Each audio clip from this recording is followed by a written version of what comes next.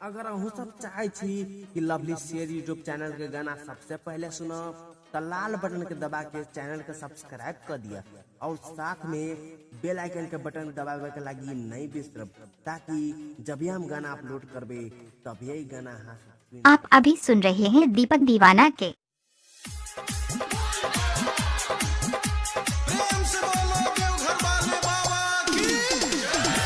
आप अभी सुन रहे हैं सिंगर दीपक यादव के।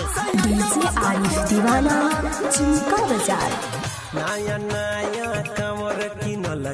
क्या नाम है आपका? डीजे दीपक राज, आपका ये नाम है।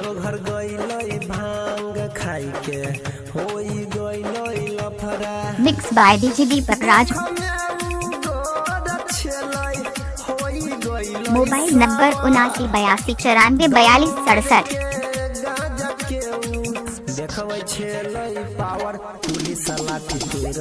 DJ Deepak Raj.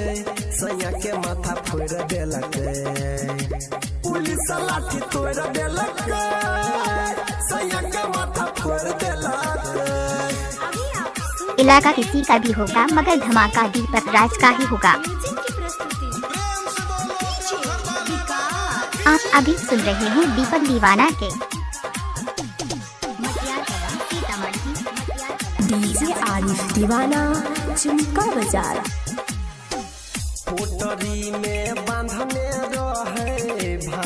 Mix by DJ Deepak राज।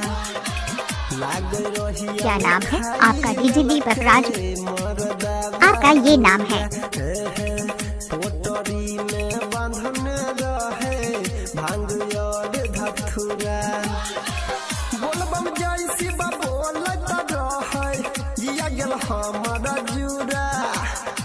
साथी संगति कर लफुआ डीजे दीपक राज। हाथ के मटोर देलक, सैया के माथा फोड़ देलक, पुलिस लाठी तोड़ देलक, सैया के माथा फोड़ देलक। आप अभी सुन रहे हैं दीपक दीवाना के।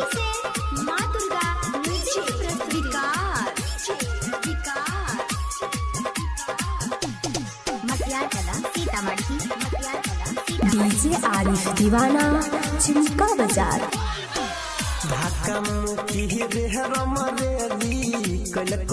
बाबा दुआरिया देखी के सोन का गिरल सुना मंदिर के पुजरिया हो धाकम की रेहरम देवी कोई भोला दुआरिया।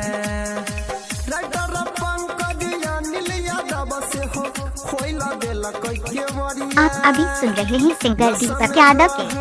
हमरो सजनावा खींचलेला कोई भितरिया। आप अभी सुन रहे हैं दीपक दीवाना के। सैया के माथा फोड़ इलाका किसी का भी होगा मगर धमाका दीपक राज का ही होगा। Mix by DJ Deepak Raj. Mobile number 7982944267।